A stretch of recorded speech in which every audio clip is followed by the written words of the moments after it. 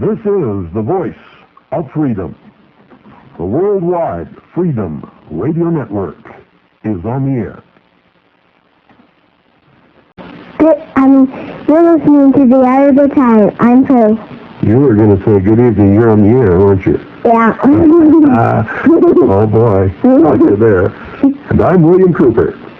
I pledge allegiance to the flag of the United States of America and to the republic for which it stands, one nation, under God, indivisible, with liberty and justice for all. The right of the citizen to keep and bear arms has roots very deep in history. The American Revolution was sparked at Lexington and Concord and in Virginia by British attempts to disarm the individual, and hence the militia.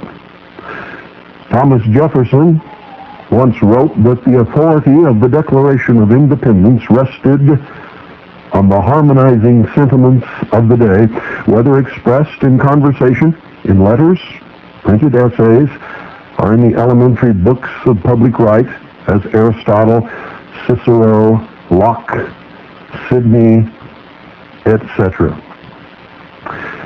These sentiments, which attacked standing mercenary armies and vindicated the use of armed force to oppose tyranny, were also reflected in the Bill of Rights, and indeed provide a jurisprudential commentary thereon.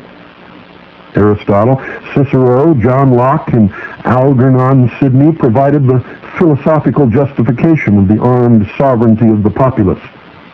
On the other hand, Plato, Jean Bodin, Thomas Hobbes, and Sir Robert Filmer set forth the classical argument in favor of monarchical absolutism. Also, among the so-called elementary books of public right, referred to by Jefferson, were the works of Niccolo Machiavelli and James Harrington, whose analysis of the Roman Republic and strategy of popular freedom clearly influenced the Whigs of 1688 and 1776, and of Jean-Jacques Rousseau, the intellectual harbinger of the French Revolution.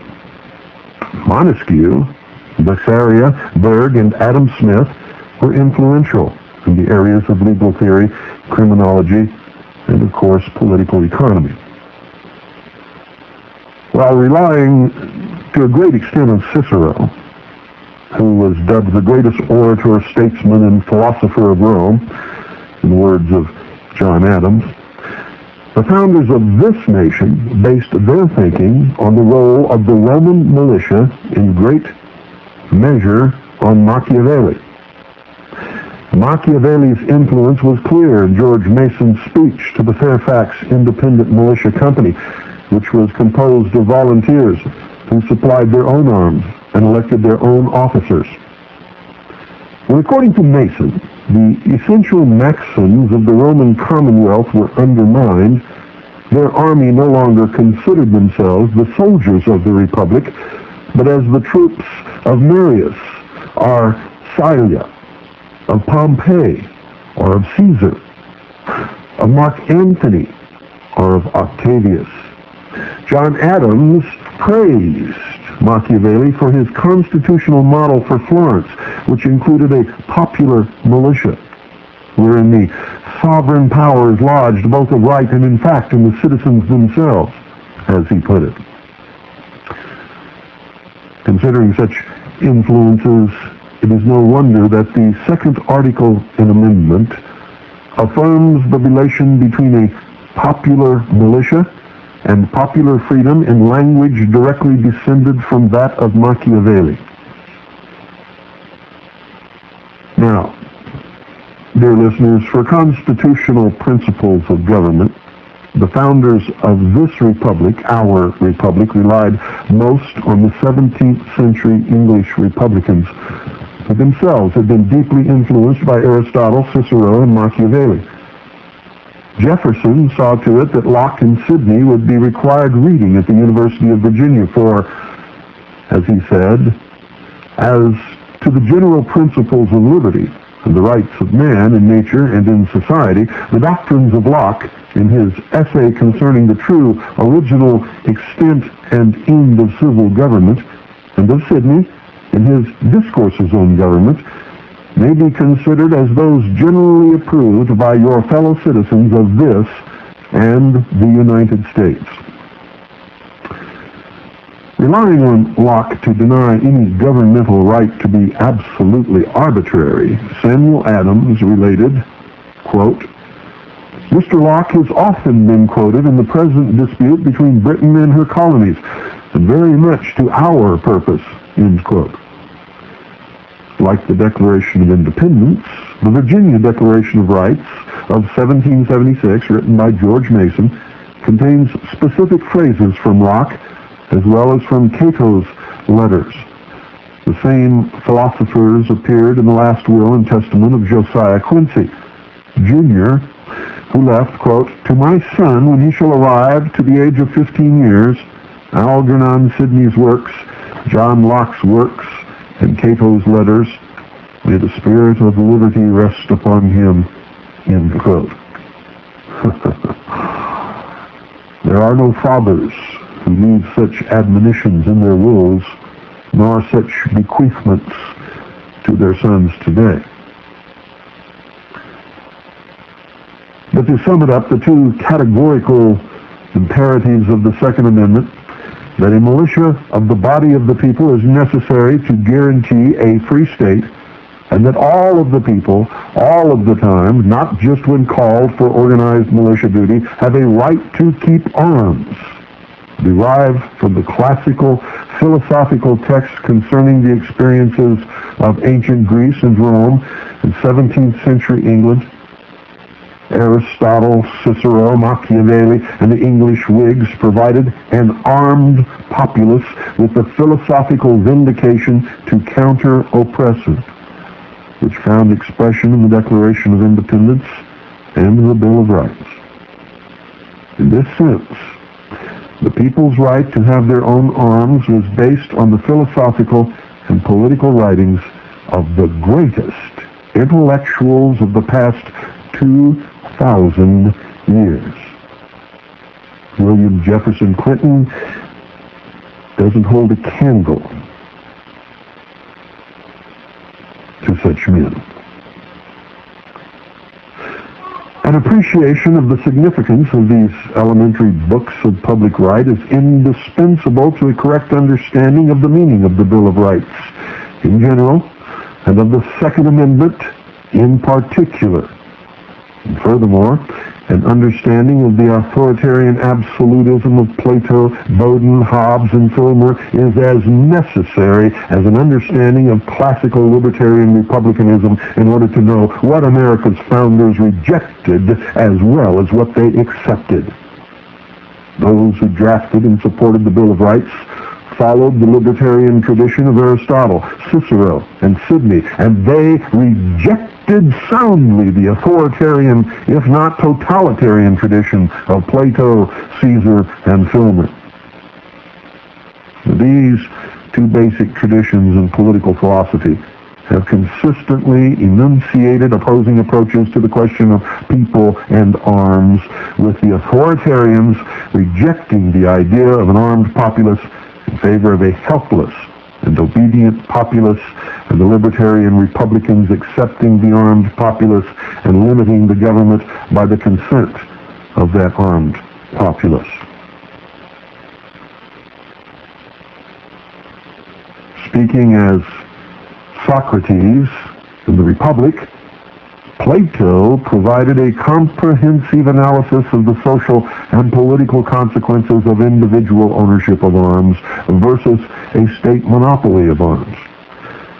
To refute the definition of justice as fulfilling promises and paying debts, Socrates suggested, in a counterexample, that one ought not to return a deposit of arms or of anything else to one who asks for it when he is not in his right senses, and yet a deposit cannot be denied to be a debt,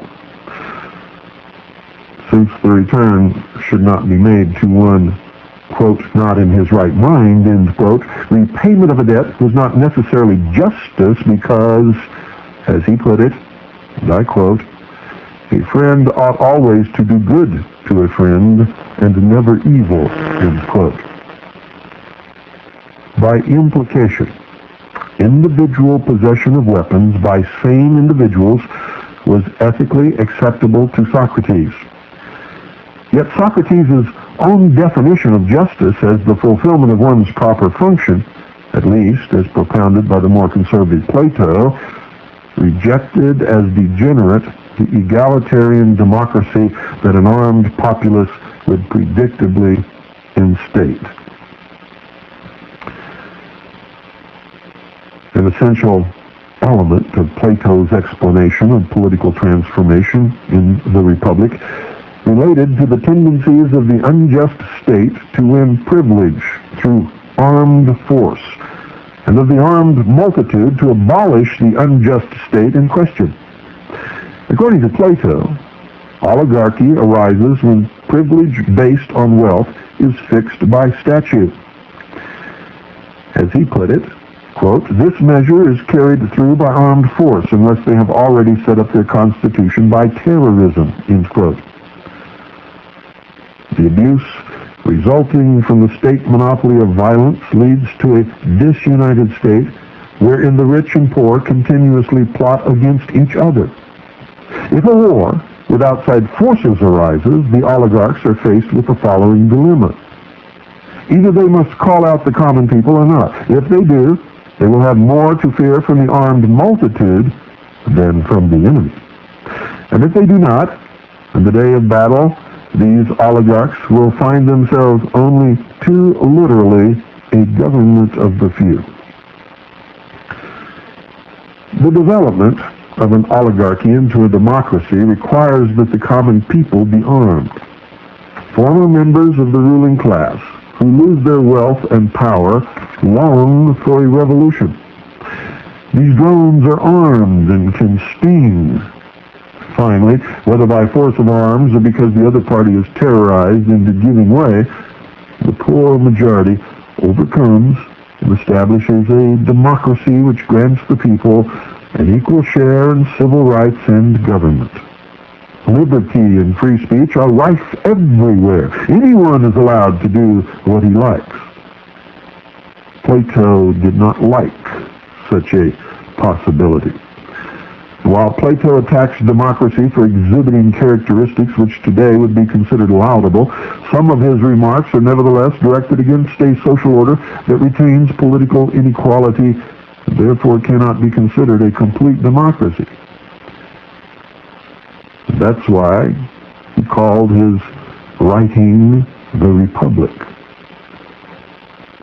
Thus, after the old oligarchy is replaced by society progressing towards democracy, a strong leader arises who, quote, begins stirring up one war after another in order that the people may feel their need of a leader, and also be so impoverished by taxation that they will be forced to think of nothing but winning their daily bread instead of plotting against him, end quote. Sound familiar? Finally, the despot wins complete victory by reestablishing the state monopoly of arms. And as mentioned earlier, is usually accomplished through terrorism, political terrorism. And he says, quote, then, to be sure, the people will learn what sort of a creature it has bred and nursed to greatness in its bosom, until now the child is too strong for the parent to drive out. Do you mean that the despot will dare to lay hands on this father of his and beat him if he resists? Yes, when once he has disarmed him, end quote.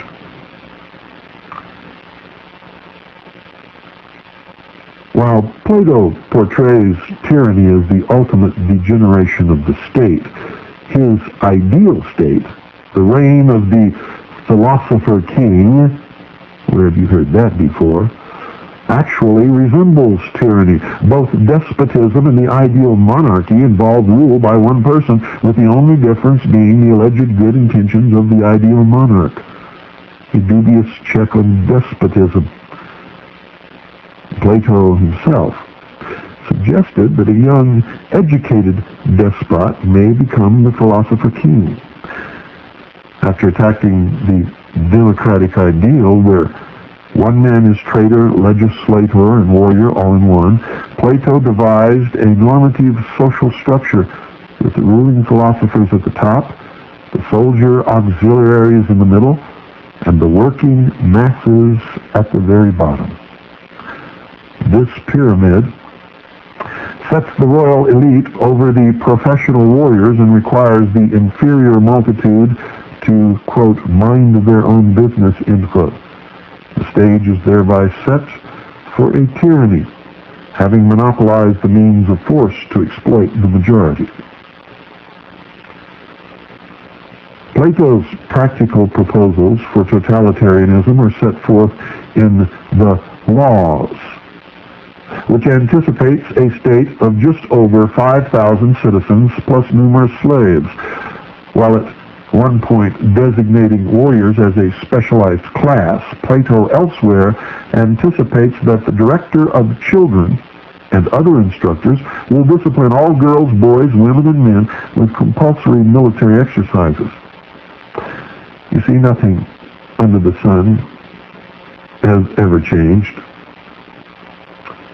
In discussing the Pyrrhic war dance pancration, which was fighting with hands and feet, and armed contests, Plato would mandate that the techniques of fighting are skills which all citizens, male and female, must take care to acquire. While the possession by the citizens of martial skills would suggest a mode for some form of popular control, the overwhelming power of the guardians of the laws would provide for state domination over every aspect of life. Unlike Aristotle, Plato nowhere hints that the citizens would have their own arms. Instead, arms seem to be placed in the citizens' hands only for the temporary purpose of military exercise once per month.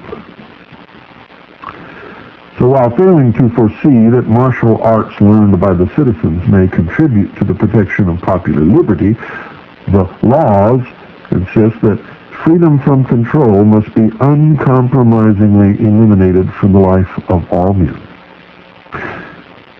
Quote, by following the militarist examples of Sparta and Crete rather than the freer civilizations of Athens, Plato hopes that no one, man or woman, must ever be left without someone in charge of him. Nobody must get into the habit of acting above and independently, either in sham fighting or the real thing. And in peace and war alike, we must give our constant attention and obedience to our leader, end quote. So rather than use their arms to protect their interests against the despotism, the people may use their arms solely at the state's command. Everyone is to have the same friends and enemies as the state. And some, in the Laws, as in the Republic, Plato advocates an authoritarian state wherein arms and people function solely as grist for the ruling elite.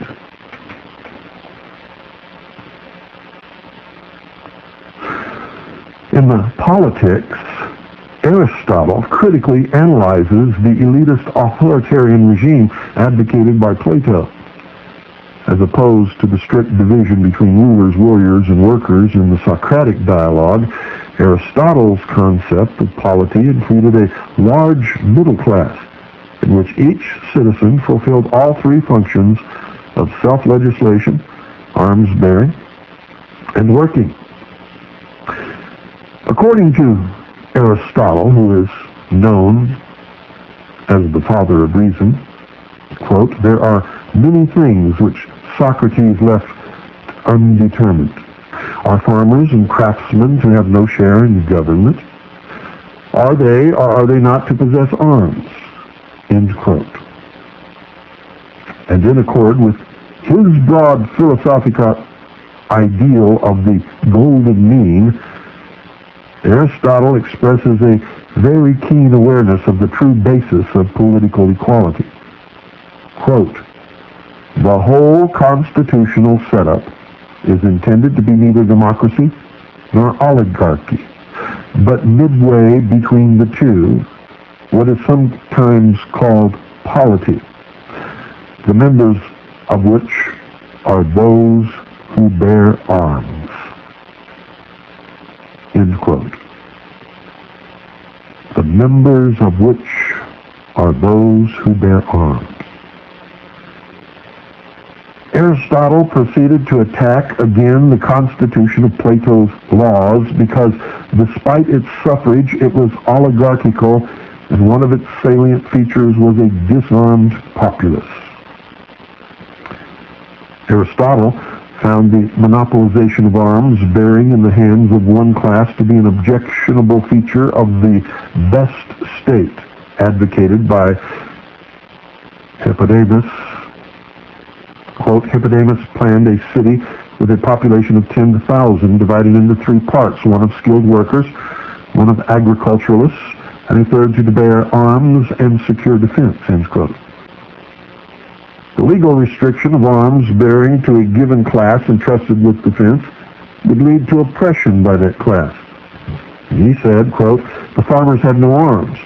The workers have neither land nor arms. This makes them virtually the servants of those who do possess arms. In these circumstances, the equal sharing of offices and honors become an impossibility," end quote. The possession of arms, according to Aristotle, is a requisite for true citizenship and participation in the polity. But since those who possess arms must be superior in power to both the other sections, the constitution proposed by Hippodamus would breed inequality and discontent. In analyzing the elusive concept of the constitutional kingship, Aristotle commented on its opposite, tyranny, which was founded on a professional standing army. Thus, a king's bodyguard is composed of citizens carrying arms, a tyrant's of foreign mercenaries, an all-volunteer force, paid and promised a handsome retirement.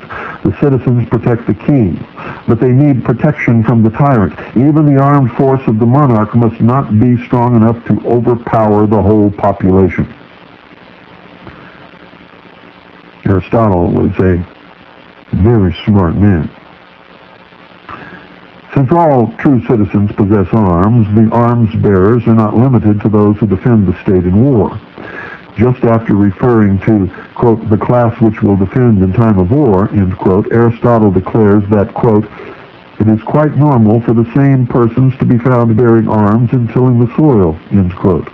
By contrast, quote, "oligarchical devices," end quote, "exist in regulations made about carrying arms to the effect that it is lawful for the poor not to possess arms. The rich are fined if they do not have them."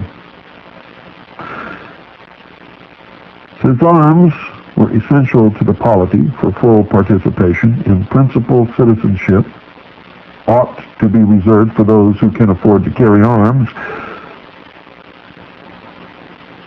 Yet Aristotle immediately went on to recognize the ill treatment of the poor that would result from such a property qualification. You see, the poor do not have the requisite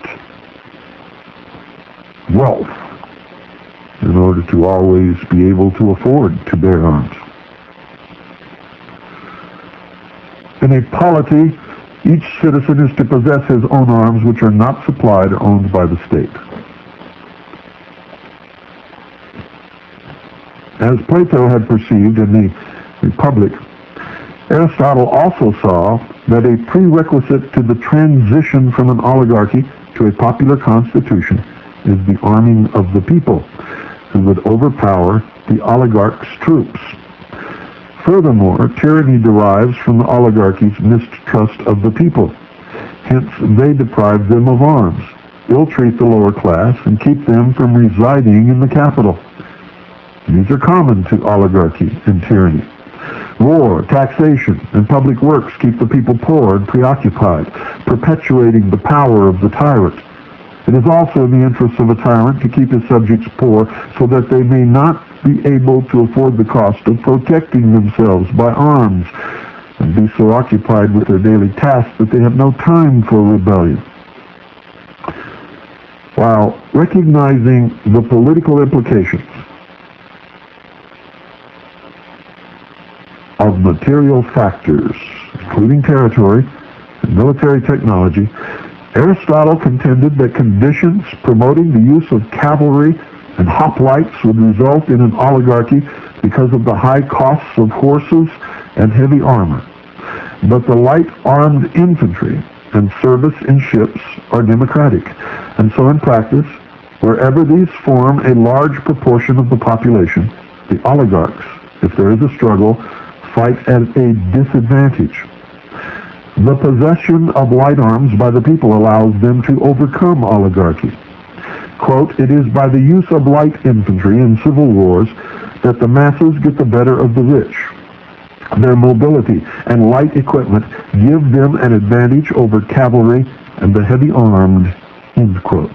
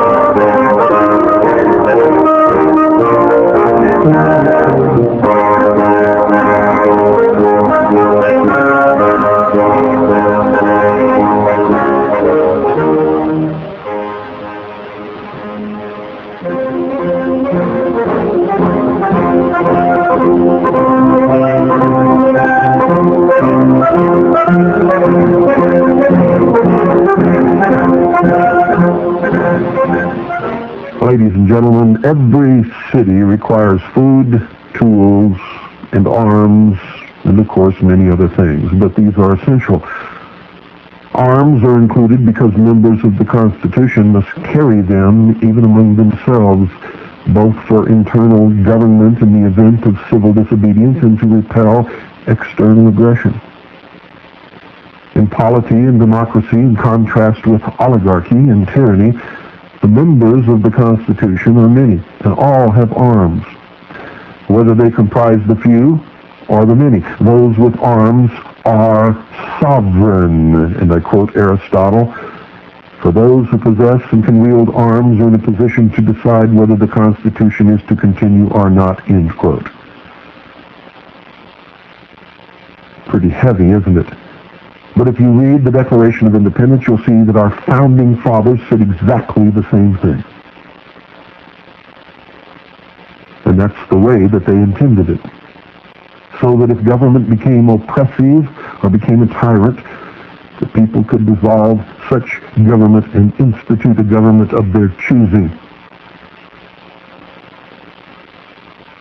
Because no free man submits to a tyrant, and since rule without consent is neither rightful nor legal, Aristotle deemed arms possession a requisite to obtain or to maintain the status of being a free man and citizen.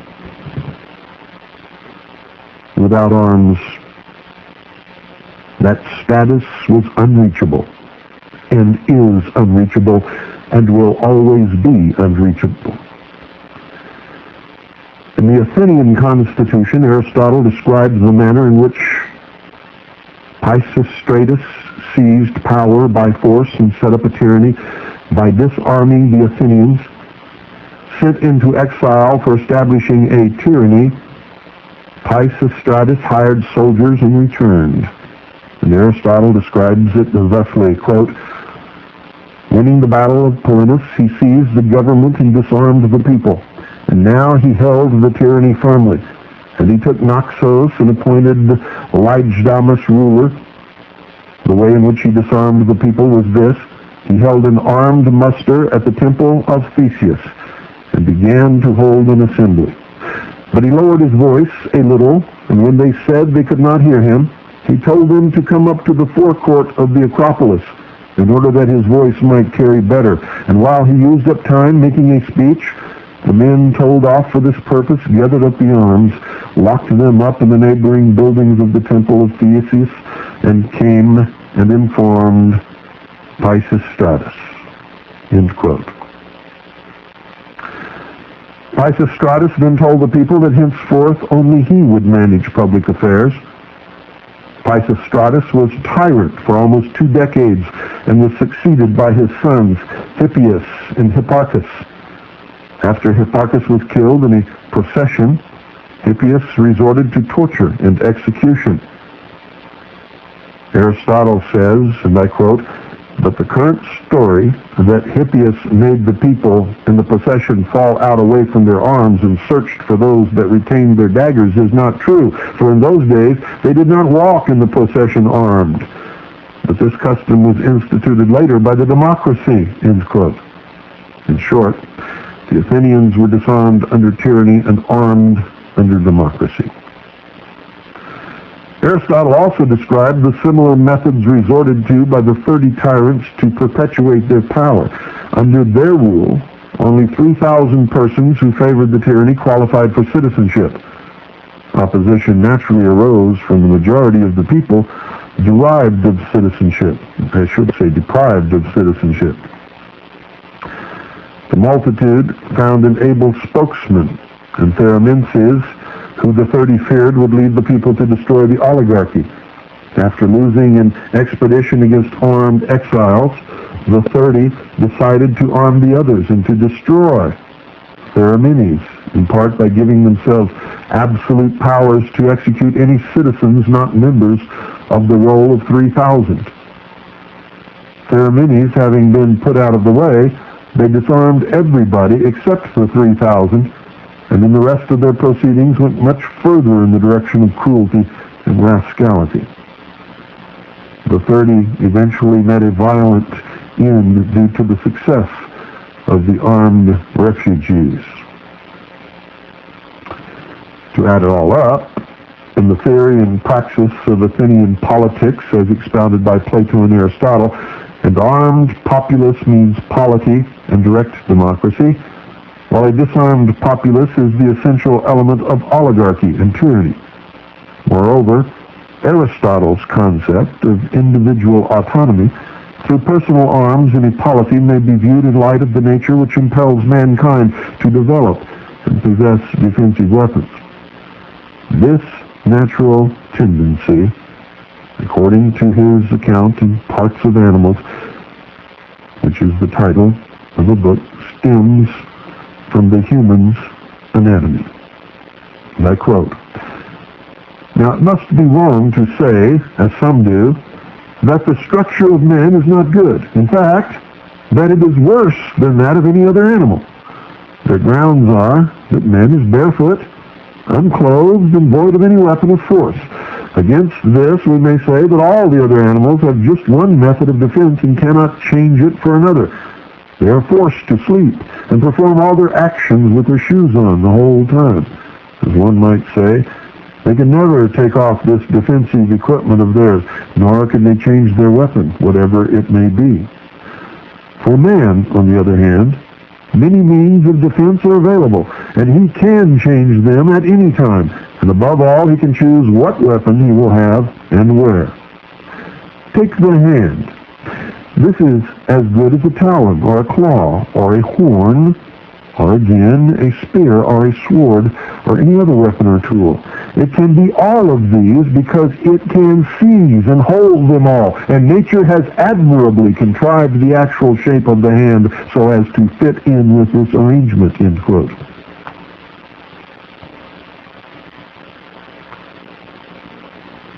Roman philosophy and history embodied significant lessons concerning the social and political characteristics of armed and disarmed populaces. On the one hand, Roman citizenship, particularly during the Republican epoch, included a right to keep and bear arms for individual or collective self-defense. On the other hand, aggression against both barbarians and Roman citizens by Roman tyrants and empire builders was coupled with a policy of disarming and then eliminating their opponents. The use of deception to disarm the populace to be conquered was a technique that early Roman aggressors learned well from Greek tyrants. Tullus Hostilius, the third Roman king, entered Alba under false pretenses with the intention of razing the city to its foundations. According to Dionysius of Halicarnassus, he ordered all the Alban troops to come to an assembly after first laying aside their arms. Roman troops, swords concealed under their garments, surrounded the Albans, who were informed by Tullus that the city would be destroyed. Upon this, a tumult arose in the assembly, and some of them, rushing to arms, those who surrounded the multitude, upon a given signal, held up their swords. Opponents were then slain, and the city was razed. The institution of an armed populace whose members would provide and keep their own arms was initiated by Servius Tullius, the sixth Roman king. Formerly, the right to bear arms had belonged solely to the patricians. Now plebeians were given a place in the army, which was to be reclassified according to every man's property. In effect, his ability to provide himself a more or less complete equipment for the field. According to Livy, all the citizens capable of bearing arms registered in a census, and these men were required to provide their own swords, spears, and other armor. In De Re Publica, Cicero relates that Servius organized a large group of knights from the main body of the people, and that the rest of the population was divided into centuries, or groups of 100. Thus, even before the overthrow of the monarchy and the establishment of the republic, the right to keep and bear arms belonged to patrician and plebeian alike. Marcus Tullius Cicero, the great philosopher, senator, and lawyer, set forth the most complete discussion in the Roman Republican tradition of the natural right to have and use arms for public defense against tyranny and for private defense against attack. And this is extremely unusual, for in his quest for power, Cicero was always raising the specter of treason from within, of armed revolt against the Republic, of men who would take up arms against the Senate. And in this constant raising of this bugaboo enemy, Cicero stepped up to power. If he could not make the enemy believable or forceful enough, he would set his thugs to beat and rob Roman citizens. And if he needed a rousing political cry, he would raise and burn a government building or a temple. Yet, just as today, just as those in government cry their defense of the constitutional republic and of the right to keep and bear arms, they work behind the scenes to subvert that right, to subvert that republic, and to disarm the people. Cicero set the stage for this, and those who are doing it today learned from Cicero, and many others, I might add. But Cicero was a master at propaganda and terrorism, and raising the specter of armed patriots who would destroy the country. Unbelievable that the same man is quoted now, many centuries and millennia later, as being a great defender of the natural right to have and use arms for public defense against tyranny and for private defense against attack. By contrast, the connection between standing armies, the disarmament of peoples, and foreign and domestic tyranny is well exemplified in the writings of Julius Caesar. Analysis in the chronological context of the orations and philosophical writings of Cicero, and secondarily, of Caesar's account of the Gallic and Civil Wars demonstrates the identification of the armed citizen with the Roman Republic and of the standing army with the empire. Cicero delivered two orations involving arms in the turbulent year 63 BC. First, he defended Gaius Rabirius, who was prosecuted for the murder of Lucius Apulicius Saturninus. Saturninus was an ally of Gaius Marius, who replaced Rome's citizen army with mercenaries, and was an uncle and political teacher of Caesar. Saturninus was killed in 100 BC for attempting a coup d'etat to destroy the Roman constitution. Now, 40 years later, Caesar instigated the prosecution of Rabirius for murder, and Cicero acted as the defense counsel.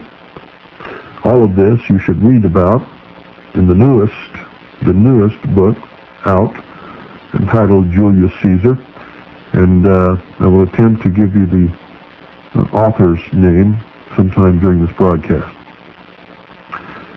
And you will see the true machinations of what really happened and how Cicero attempted truly to destroy the Republic and institute an oligarchy through the use of that old bugaboo. Traitors with weapons are dangerous, and traitors are patriots and militia and armed populace. These are plotting to overthrow the Senate, was his standard line. While he had not killed Saturninus, like many other citizens, Rabirius took up arms with the intention of killing Saturninus, yet neither the attempt nor the fatal act against the would-be tyrant was unlawful. And I quote, "For there is surely no difference between the man who kills and the man who takes up arms for the purpose of killing. If it was a crime to kill Saturninus, then to take up arms against him could not fail to be a crime as well. But if you agree that the taking up of arms was lawful, then you are obliged to agree that the killing was lawful as well." End quote. To counter the forces of Saturninus, the consuls, headed by Julius Caesar, said, and I quote, "Ordered every citizen who had the welfare of the state at heart to take up arms and follow their lead. Everyone obeyed. Weapons were taken from the temples and the public arsenals, and Gaius Marius distributed them among the populace." End quote. Interestingly, Saturninus had originally depended on the backing of Gaius Marius and his mercenaries. After Saturninus had seized the capital, every single other Roman citizen who existed proceeded to take up arms in the same cause. Many noteworthy individuals armed themselves to protect our country in its peril, and men of all ranks took up arms to defend the freedom of every one of us. End quote. The prosecution of Rabirius was eventually stopped, but Cicero applied similar principles in another oration during the same year against Lucius Sergius Catilina. Catilina had also sought to abolish the Republic. Cicero personally had assembled forces and bodyguards to protect the people and himself from Catilina. For Cicero, having and using arms to protect the Republic was honorable. Thus he praises the courage to strike down a dangerous Roman citizen more fiercely even than they struck down the bitterest of foreign foes. But having arms specifically to be used for assassination was criminal. Quote, "You were illegally carrying arms. You had got together a group determined to strike down the leading men of the state." End quote. Cicero, in fact, created the circumstances, ladies and gentlemen, to label his political enemies as terrorists moving to destroy the Republic. And this is clear in the history of Rome. There is no mistaking any of it. Cicero was eventually unmasked and driven from power. He went into exile, where he continued his machinations. Eventually, he was brought back to Rome, a more subdued, more docile patriarch, forgiven, but Cicero never ever stopped. Many books today claim Cicero to be a great hero, a great proponent of republicanism, of democracy, of the right of the people to keep and bear arms. It is sad how history can be twisted by historians who have an agenda by doing such things, for it was Cicero himself who created the situation that resulted in the laws against the citizens of Rome bearing arms within the gates of Rome. That is indeed sad. Ladies and gentlemen, we're coming up to the top of the hour. And while we're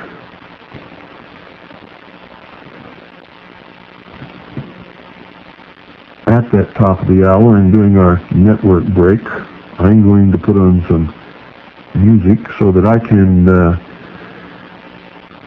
get Julius Caesar and give you the information you need to read it. You need to read the book because it describes the situations in ancient Rome that are parallel to situations that exist today.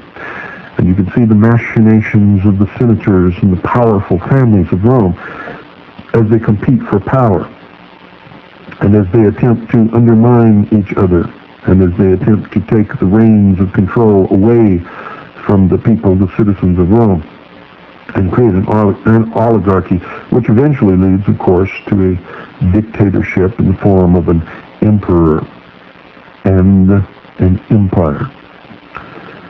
You will see that Julius Caesar begins as a great man in defense of the rights of the people, of the citizens, and of the Constitution of the Republic. But as throughout history, power corrupts, and it corrupts absolutely. Absolute power corrupts absolutely. And you can see through the history of Julius Caesar and those who surround him that as they gain power, they become more corrupt. And no matter their good intentions, the result is the same. The fostering, the gathering of all power into the hands of the very few and then into the hands of one, ultimately resulting in the fall of the Roman Empire. The complete destruction of Rome was not due to any influence of some ragtag, scattered body of a new religion called Christians. On the contrary, it was due to the decadence, the degradation, the descent into tyranny and despotism of those who ruled Rome, and the attempts of the populace, of the people who were crushed under the thumb of the empire of the legions of Rome to regain their freedom and exercise it. The collapse of the moral structure, the collapse of the family unit, the collapse of the religions of Rome, all of these things led to the ultimate, complete downfall. Christians really had very little, if anything, to do with any of it. And that, ladies and gentlemen, is the truth.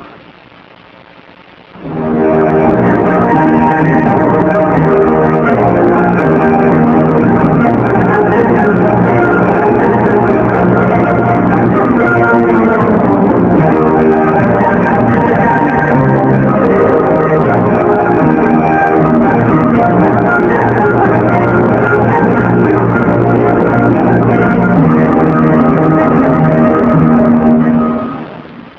is the voice of freedom, the worldwide Freedom Radio Network. I'm William Cooper. Well, I found the book. The title is Julius Caesar by Arthur Kahn, Arthurkahn. That's Arthur Kahn, last name spelled Kahn. Copyright 1986 by Arthur D. Kahn, and I don't know, you should be able to go to a bookstore and give them the title and the author and the copyright date and find the book. Mine is printed by the Easton Press. It's a collector's edition, and you're not likely to find this one in a library or on a bookshelf anywhere. They're by subscription only. So get the book. It's readily available. Read it. You will begin to understand that the same techniques used to manipulate, control the population today are the same techniques that have been used throughout the history of the world, even before the Roman Empire. The Roman Empire learned them from some empire that, of course, went before, and they used these techniques, perfected them, invented some of their own, and those who study government and manipulation of populations and find themselves in positions of power use the same techniques that have been passed down throughout history from father to son and from mouth to ear and book to mind, etc., etc., etc. Tonight I was reading from a book called That Every Man Be Armed. That Every Man Be Armed. The Evolution of a Constitutional Right by Stephen P. Halbrook. The title is That Every Man Be Armed. The Evolution of a Constitutional Right by Stephen P. Halbrook from the Independent Institute. Now, when you get this book and read it, when you come to the part that discusses the heroics and the wonderful contributions to humankind of Cicero, make sure that you have read Julius Caesar first so that you will know that this is not really true. That it is people who superficially read the history of the Roman Empire that really believe that Cicero is some kind of a hero protecting the rights of the people, because they're just reading Cicero's own bullshit is what they're doing, and they're swallowing it. Just as if you were to really believe William Clinton's speeches or Hillary Clinton's book, or for that matter, any of these politicians' lies, speeches, or books. They are a pack of unmitigated, barefaced liars. Pompous asses, if you want to know the truth. And you must be careful about believing what you read that they wrote. However, if you read the histories that others wrote during the time about these people, you will more readily discover the truth. I'm sure that sometime in 1,000 years, someone will dig up the writings and speeches of William Clinton and think that he was a great man who was standing up in defense of liberty and freedom for all people, and that because he was a sportsman, he promoted and was for the right to keep and bear arms, and blah, blah, blah, blah, blah, blah, blah, blah, blah, blah, blah. The rest of this book is accurate, and I highly recommend it to all of you. You need to read it. It goes through the history of the books and writings that set the stage for liberty and freedom and for the right of the people to keep and bear arms. It covers the common law of England. I'm not selling this book, and I'm not going to give you an address where to write from it. I'm just going to tell you to go find it, because I pulled this out of my library for tonight's discourse and conversation. Goes into the American Revolution in the second article in Amendment, and continues into antebellum interpretations, right up to the freedmen firearms and the 14th Amendment that resulted from the Great Civil War that was fought for freedom. And now when I say fought for freedom, ladies and gentlemen, don't misunderstand me. The South was fighting for state rights, and in their fight they were certainly fighting for freedom. The North was fighting for the Union to stay together, and for that concept of freedom, that in the power of a complete nation that freedom would prevail. And unfortunately, we all lost a little something. The black race, the slaves, won a great victory, and did not intentionally, I can assure you, Abraham Lincoln in his own writings and his own speeches make it clear that the war was not fought to free the slaves, nor was his Emancipation Proclamation a product of any political pressure. It was merely an attempt to create a situation where the blacks would rise up against their southern masters and cripple the economy of the South, and thus hasten the winning of the war by the North. It is a wonderful thing that it happened, in my estimation and many others, as all men must be free. Goes to state and federal judicial decisions, right up through Supreme Court decisions, as close to the present day as it possibly get. It was printed in 1994. It is a good book, will give you a better understanding of the right to keep and bear arms and the philosophical and legal foundations upon which it is based. It makes it clear, ladies and gentlemen, the court rulings and the Supreme Court rulings make it clear that the right to keep and bear arms is inviolable. How are they getting away with it? Well, very simple, folks. They just do it. No one challenges them. No one knows or understands the law except a few of us.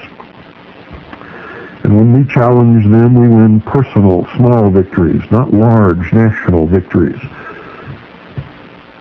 If all the people would study the law and study the truth and do their own investigations like they should, and get out of the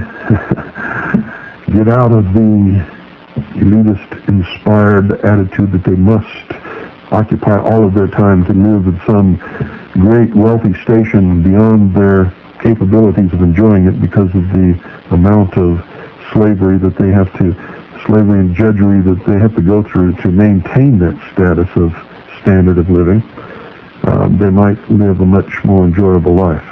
Simpler life, to be sure, but much more enjoyable also, to be sure. If the population were to awaken, were to learn the law, to draw the line in the sand, to say no, to refuse to give up their arms, to take up the debate wherever the debate is formed, to form militias, to drill in public and to meet in public, to make sure of the legal status of their militia, to understand the purpose of the militia, to understand that militias do not break laws, nor do you allow members of the militia to exist who break the law. All of these things must be done. If they are not done, then there will come a day where Americans will surrender their arms. And the day that they surrender their arms, except for the few of us who have drawn the line, who have elected to die rather than be slaves in some mistaken, vague, foggy notion of some utopian, totalitarian, socialist order that's going to be the best for all humankind that nobody can even describe to any of us.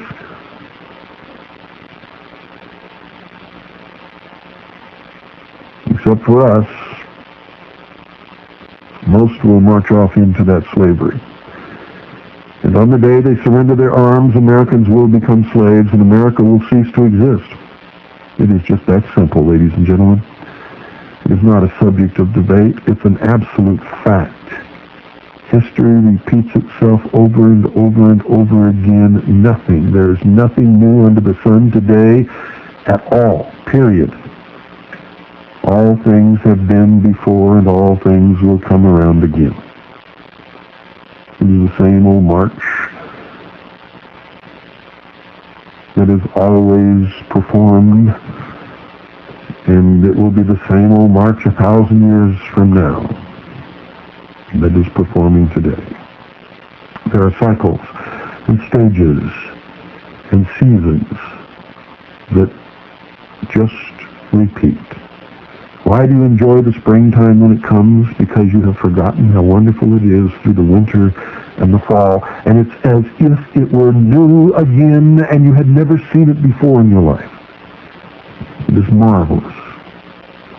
The rains and the winds and the sunshine and the new life and the flowers and the greenness and the leaves of the trees.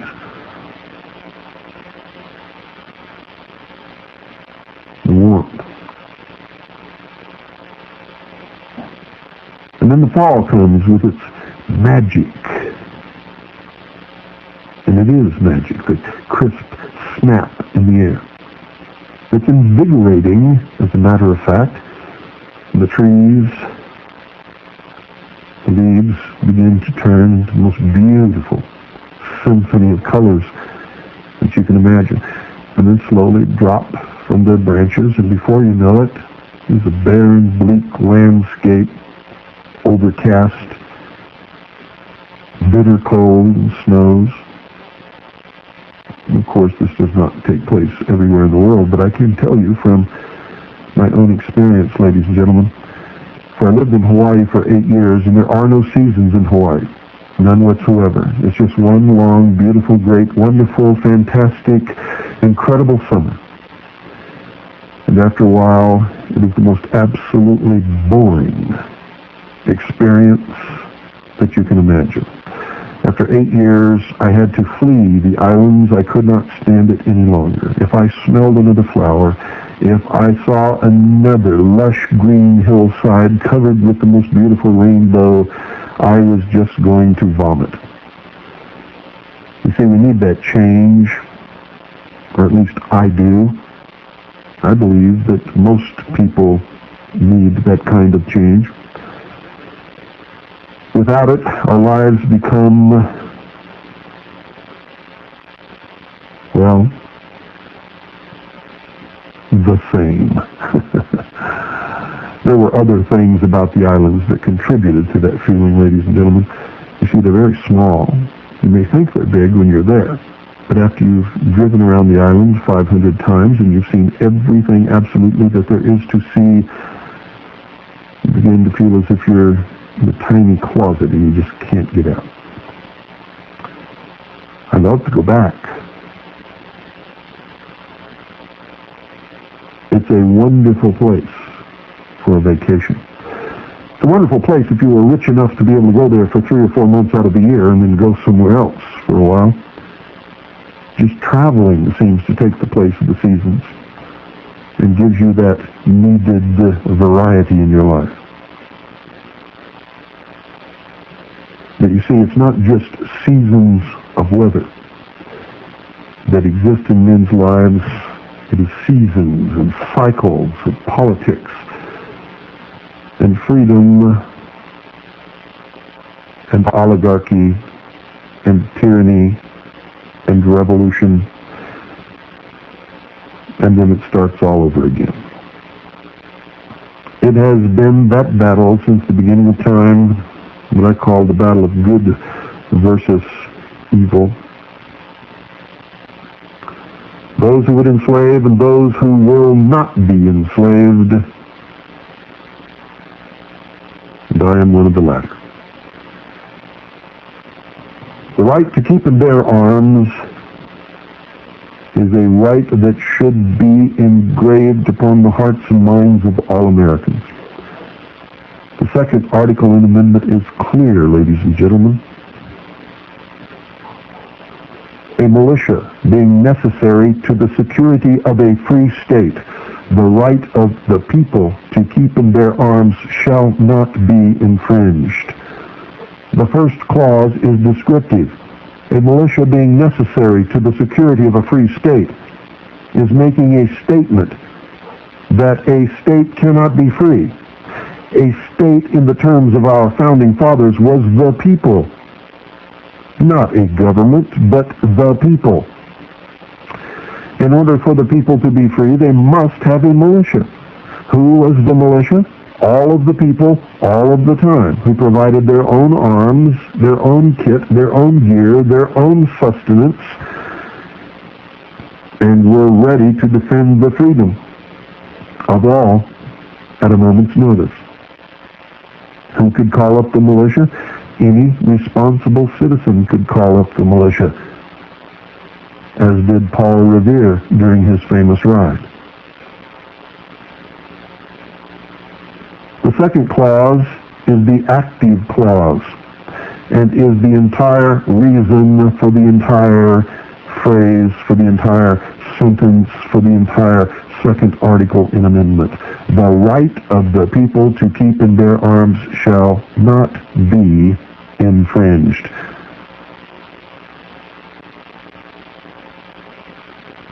What is so difficult to understand about that? What kind of arms? Any kind of arms that are necessary to maintain the freedom and security of the people against any insurrection, against any invasion, and against anyone who would subvert or destroy the laws of the Union or of the state.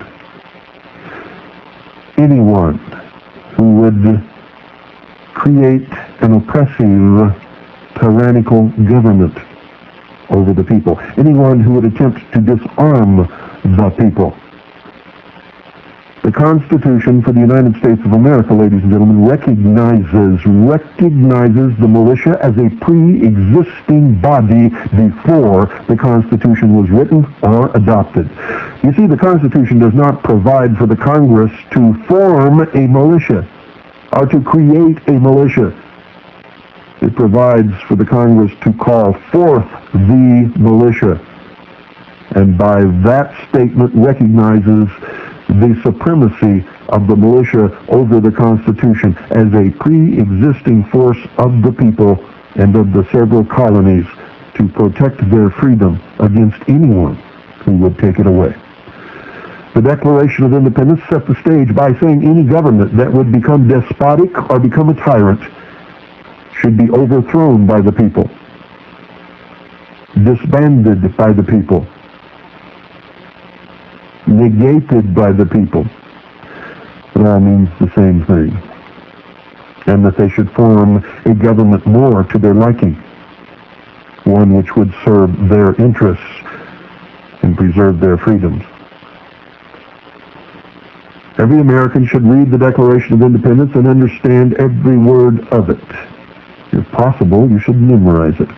The same for the Constitution for the United States of America and the Bill of Rights. In fact, you must also have a very, very good understanding of the Articles of Confederation, which, by the way, were never negated, were never repealed, and are still a great part of the first documents in law of this great nation. The militia has been recognized since the beginning, the foundation of the very first body politics in this country by those who came to escape the tyranny of the old world as the means of defense against all enemies, foreign and domestic. And that is still recognized today as the oath of all of those who are inducted into the armed forces, enlisted as well as officers,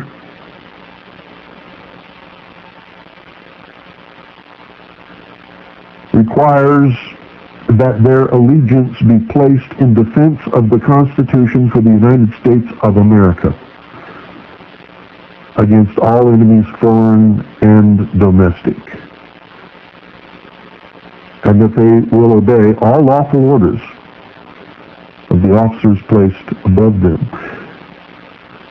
The Uniform Code of Military Justice also stresses that no one should ever follow unlawful or unconstitutional orders. The precedent for this, ladies and gentlemen, was set clearly at Nuremberg during the Nuremberg trials, where it was stated that following orders was not an excuse, and that the proper thing to do would have been to disobey those orders if they were unlawful or if they were wrong, even if it meant the death of the soldier who disobeyed. Nothing has changed. Nothing is going to change. Nothing will change. We may be few, but we are an army. We are an army that understands our history. We understand freedom. We understand the risks and responsibilities entailed in living in a state of freedom. And we are fully and completely willing to pay whatever price is necessary in order to maintain freedom with responsibility in a constitutional Republican government, recognizing the rights of each individual that our Creator endowed and are protected by the document known as the Constitution for the United States of America and the first 10 amendments known as the Bill of Rights. I find it incredible that many Americans, many more than you would even dare to believe, have never even read the Constitution for the United States of America or the Bill of Rights in their entire life and know nothing about it. They know literally nothing about the principles and ideals upon which this nation was founded, that gave this nation and its people the greatness and the prosperity, the standard of living and the opportunity that we have enjoyed for over 200 years. Now, in their ignorance and their apathy, and yes, even their stupidity, they are taking steps which they believe to be right based upon the erroneous lessons that they have been taught by their socialist masters to destroy all of it and create another nation in the image of what they believe has fallen, the Soviet Union. If you read Mikhail Gorbachev's book, Perestroika, if you read his speeches, if you read the writings of other prominent socialist politicians and great men, great to communism and socialism, you will find that the fall of the Soviet Union was a deception, meant to lull the West to sleep, so that there could be, ladies and gentlemen, a synthesis of the two, capitalism and communism, into a world body politic, a totalitarian socialist new world order, which they call the Golden Dawn, or the New Dawn, or the Golden Age returning, or the New World Order, or the New Covenant. They have many words for it, but it is all the same. And they are ready and willing to destroy anyone who opposes their new order. You will not be allowed to move into the future, into the new millennium, if you are considered to be heretical, if you will not give up the past, if you are a Klingon. The Federation will crush you if you are a Klingon. You will be relegated to a small spot in the universe. And a perpetual war will exist against you. Unless, of course, you renounce your fellows and your beliefs and your principles and your ideals and your religion and your Creator-endowed rights and join Captain James T. Kirk on the bridge of the Starship Enterprise and voyage where no man has dared to voyage before. James T. Kirk, spelled backwards, the initials is Knights of the Temple of Jerusalem. the Knights Templar, from which all of this sprang again when they brought the old ancient mystery religion of Babylon back from the Crusades and established it in Europe. And they weren't the only ones.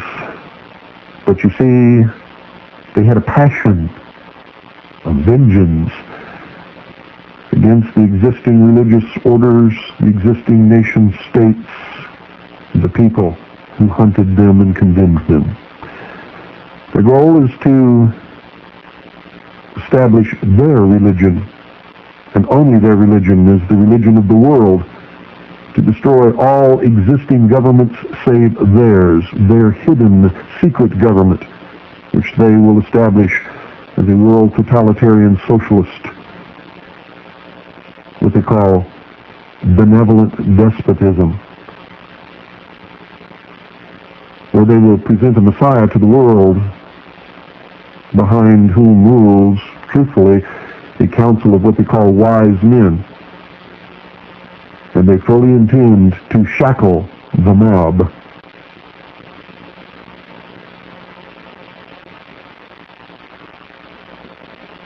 That's you.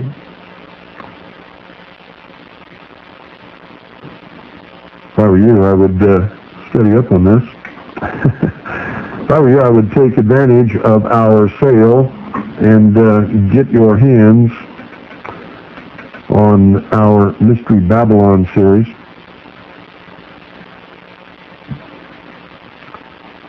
Listen to every word of it, every tape,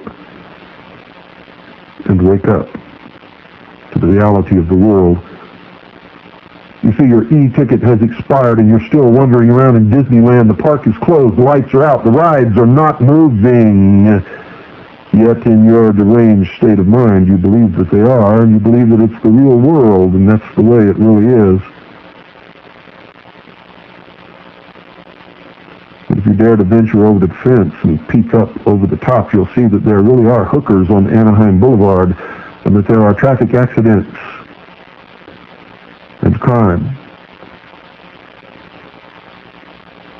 and many other things going on all around you, just over the edge of the fence that represents your ignorance.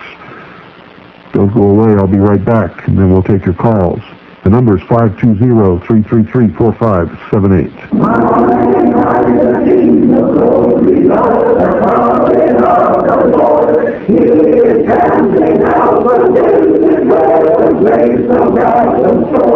He has moved the face of light.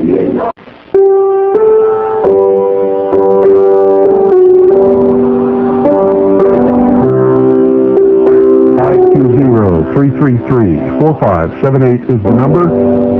Right to the phone after this brief pause.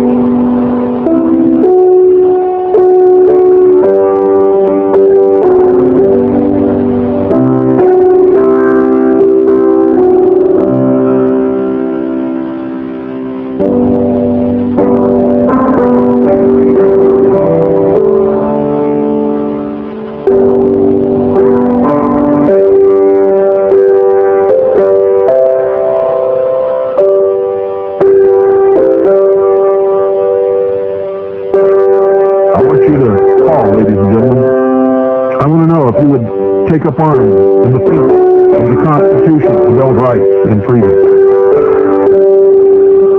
I want to know, if they came to harm you, would you give up your weapons?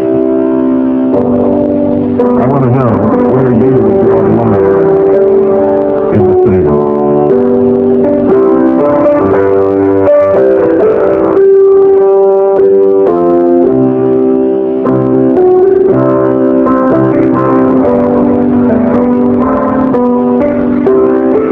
Give up your weapons.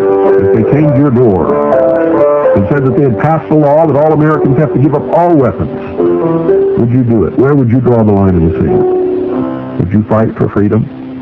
Would you fight for your Creator-endowed rights? Would you fight for the Constitution, for the United States of America, and for the Bill of Rights? Would you fight against tyranny? Or would you do what they say and hope that someone else would fight for you?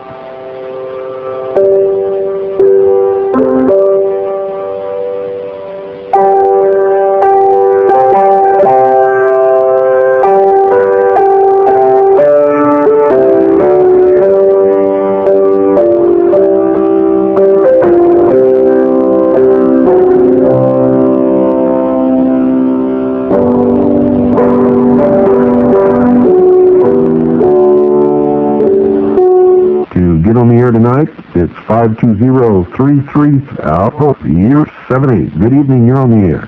Hi, Bill. Hello. So you want to know if anybody out here will fight? I want to know if you will fight.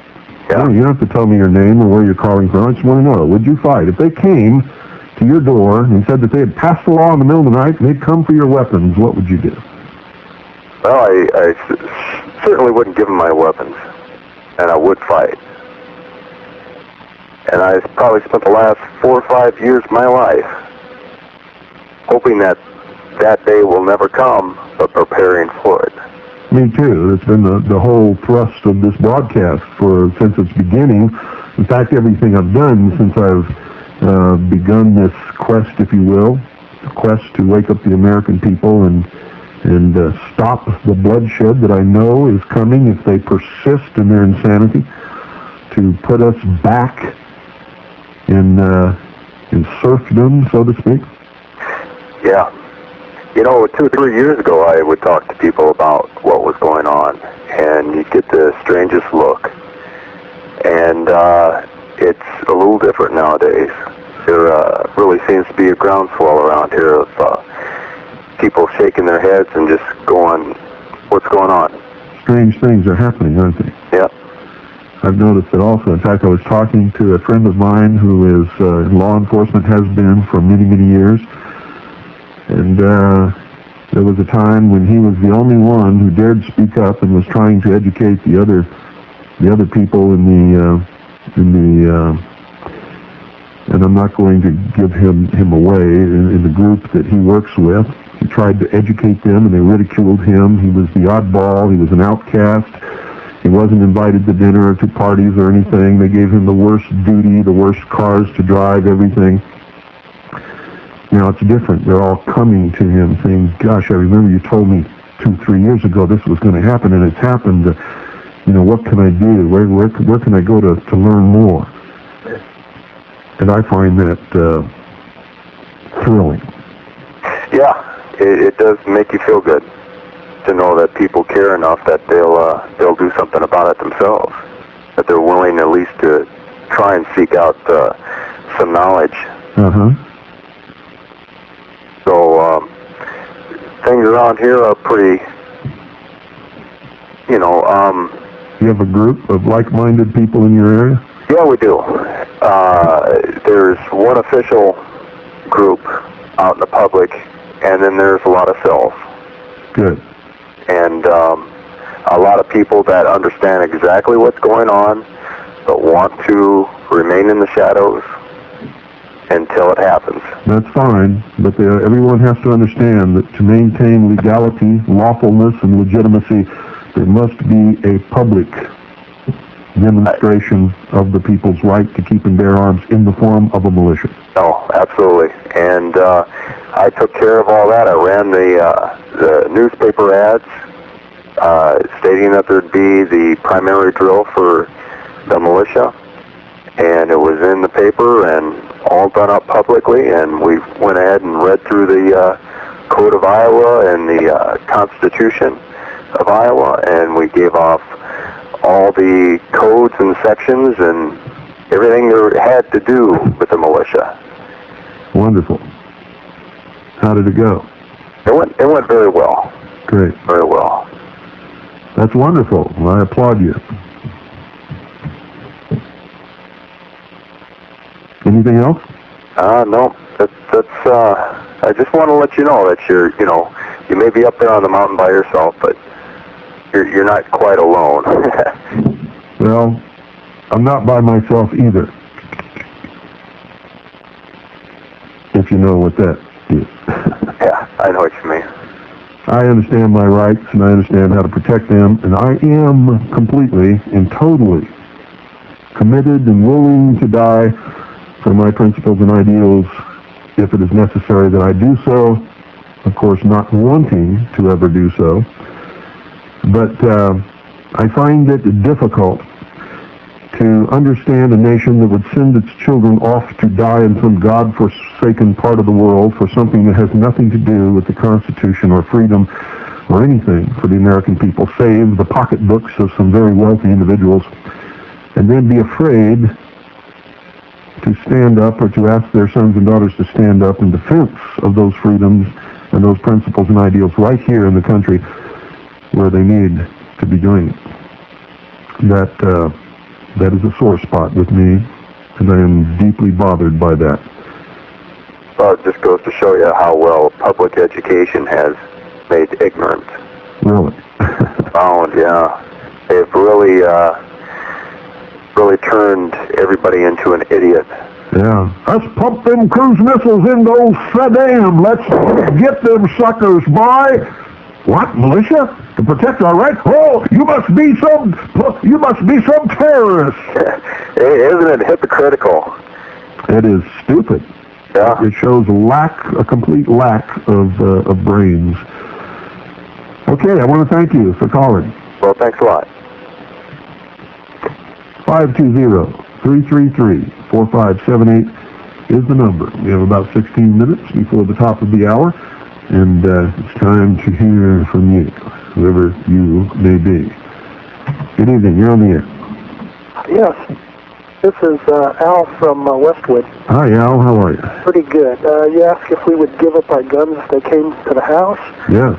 And I would give up my guns, the ones they know about, so I could, because when they come to the house, there's going to be a lot more of them than me. And I don't want to die doing that. I'd rather give up the ones they know and the ones they don't know about, then I can fight another day. Okay, I understand that philosophy perfectly. As long as you intend to fight another day, then I have no qualms with it. If you, however, were going to give up your guns and submit to the tyranny, then I would certainly take issue with that. Yeah, no way. One question I have: when we mail you a letter stating that we have a satellite and we're willing to transmit, roughly how long would it take for the information to get back to us? We're putting it together right now. I'm telling you, the response to this has just been incredible. We have so many orders for the satellite system that it's taking us a little while to get all the orders together, and we're going to be sending them off in the next couple of days. And I am preparing the mailing for the information for all of the... I can't believe how many people have written for information on the satellite system and the low-power FM transmitters to become an affiliate of this network. It is overwhelming. The response has just been incredible, and it gives me great hope and a tremendous feeling of deep gratitude and indebtedness to all of these people who are going to really make this work. And it is clear to me after the last few days of... You see, the last few days I've done nothing from the time I got up in the morning until late afternoon, nothing but process mail. And so I haven't been able to do anything else, literally. And the response is just unbelievable. It's overwhelming. This network is not only going to work, but it's going to make a tremendous impact. And I hope that those of you who are listening who have not yet decided to become a part of it will reconsider your stance, because what we need is thousands of people across this country blanketing the country with the truth. Because, we have an awful lot of listeners who started out liberal Marxists who really bought into it because that's all they had ever been taught.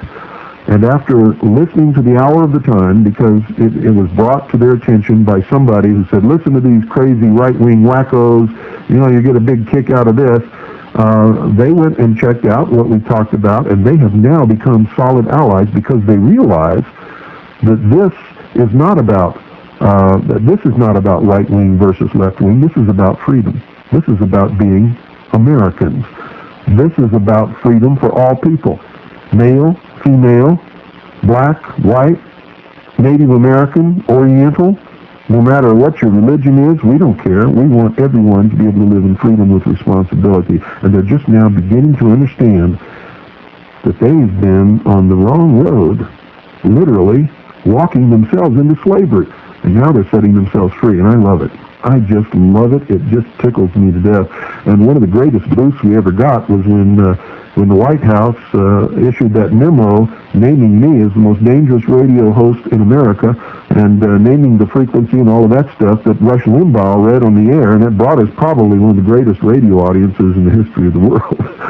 Well, I stopped listening to Rush because I'm a wacko and a kook compared, you know, to him.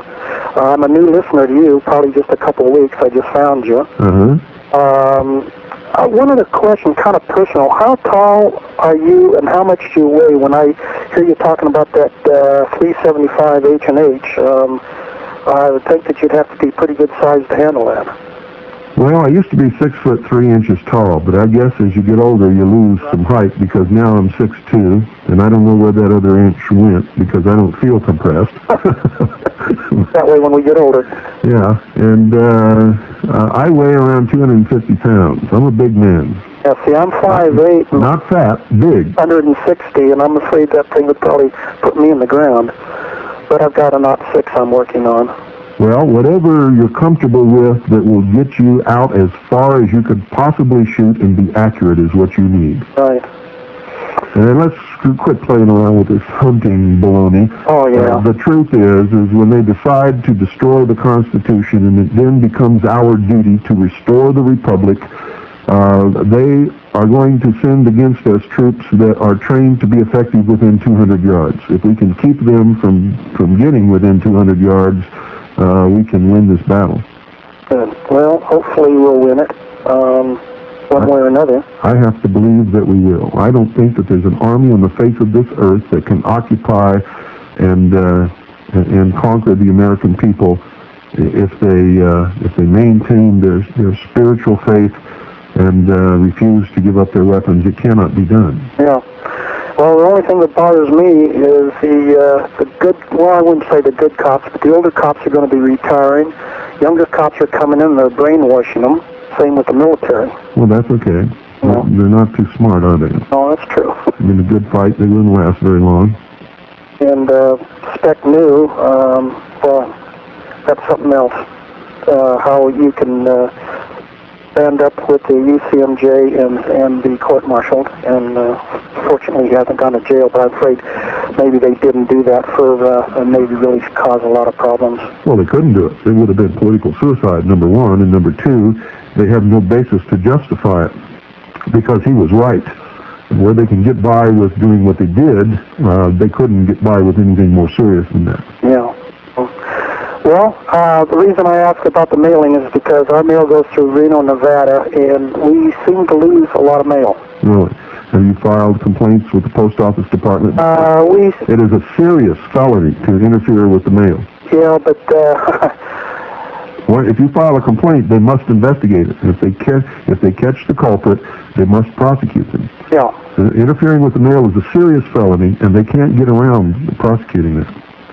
Yeah, that's true if they can catch the person. Yeah. And if you insist and you raise enough hell, they will have to do something. They'll be forced to do something. And what will happen is they will leave your mail alone. Okay. One other question. Have you heard of D.V. Kidd? Yes. Okay. I get her literature. Yes, I know D.V. She was running for office in California. She was responsible for Freedom Call 90. We all went to Washington, D.C. And old Tom Valentine and his gang of Illuminati adepts tried to take away the protest against the Federal Reserve and turned it into an anti-NAFTA rally. Well, she sure got a lot on the ball. Yeah. She's a very intelligent lady. I like talking to her. She is. So anyway, I'll let somebody else in. Okay. Nice talking to you, and I'll look forward to that stuff in the mail. Thank you for calling. Thank you. Bye now. 520-333-4578 is the number. Are you a real American? Do you really care about your family, about your neighbors, about other real Americans? Or are you stuck in all this other baloney that's going on? Good evening, you're on the air. Oh, Mr. Cooper, this is Wayne. Hello, Wayne. Yes, I would give up my arms. They come around and see me the second day after hell freezes over. That's the day they can get my arms. I'm still here. Okay. Good for you. Hang in there. Keep up the good work. I shall. Do you have a group of like-minded people around you? Yes, indeed. Good.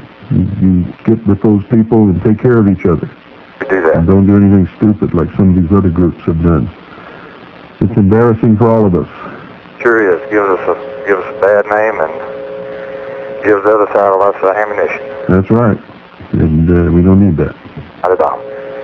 Thank you, sir. Thank you for calling. 520-333-4578. Would you give up your arms? Would you fight in defense of freedom, of the Constitution for the United States of America and the Bill of Rights? Are you in a militia? Do you care? Would you march into the New World Order with putting the shackles upon your own feet? We need to know these things. I think everybody out there wants to know. I want to know. We all need to know. The New World Order crowd needs to know. And you need to reinforce what you have committed yourself to. You see, this is just as much a reinforcement of commitment as anything else.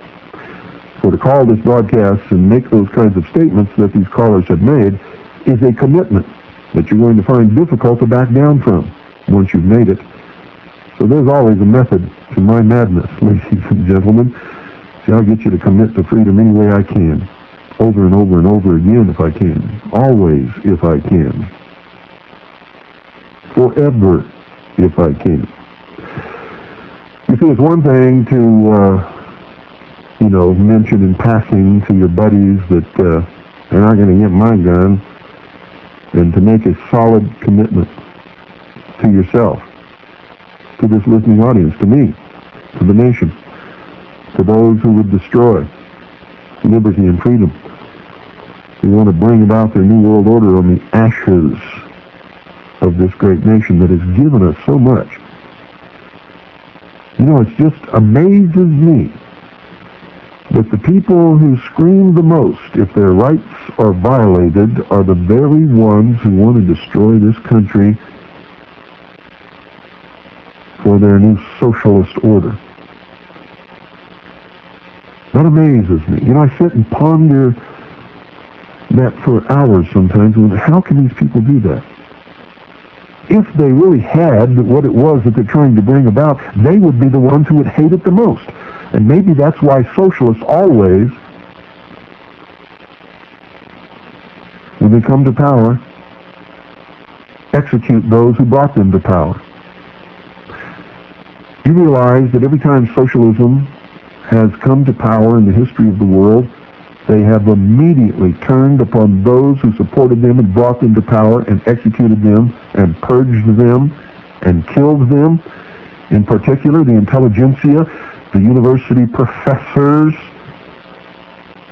the journalists, doctors, lawyers, all of the people who made it happen. If you don't believe that, study the history of socialism and communism, which is just another expression of socialism. You see, Lenin, who was the founder of the Soviet Union, ladies and gentlemen, said democracy is indispensable to socialism, from which communism takes hold. Socialism breeds Nazis, breeds despotism, breeds dictatorship, breeds enslavement, breeds the destruction of the human soul, destroys self-worth, destroys opportunity, destroys everything. Creates an artificial entity that becomes more important than those who created it. Something that does not even exist except on paper becomes all that there is for those who do exist to live for. Good evening, you're on the air. Yes, Bill? Yes. This is Bill. Hello, Bill. The line's already drawn in the sand, has been drawn for some time. Wonderful. I took a stand about 20 years ago against these people. By today's standards, it was probably the wrong stand. However, it was a stand. Hopefully it woke some of the present-day patriots up. I've been attacked. These people have taken everything that my family and I have. I used to be a professional. I won't go into what area. But they probably deprived us of, over the last several years, of over $1 million in property. My gosh. Like I say, the line is drawn. If the feds show up again, it's at their peril. Well, that's the way it is at my house. If they ever come to my home to take any member of my family or me or any of my property or the property that belongs to my family or our entities, our trusts, there's going to be the biggest gun battle that you've ever imagined in your life. We will not submit to the tyranny at all. I understand. And bear in mind, they've been here before. If they come again, it's at their peril, unless they catch me off guard. Well, you're in the right, you know, whether or not the press acknowledges it or anyone else acknowledges it, we are in the right. They do not have jurisdiction or venue. They're operating outside the law. They are, in fact, outlaws operating under the color of law. They have subverted the Constitution and the Bill of Rights years ago and are in the process of committing insurrection and treason. And whatever we do to resist them is 100% justified constitutionally and within the law. As Thomas Jefferson put it, Bill, resistance to tyranny is obedience to God. That is right, sir. God bless you. Thank you. And that's a perfect note to end the evening. Good night, folks. And God bless each and every single one of you.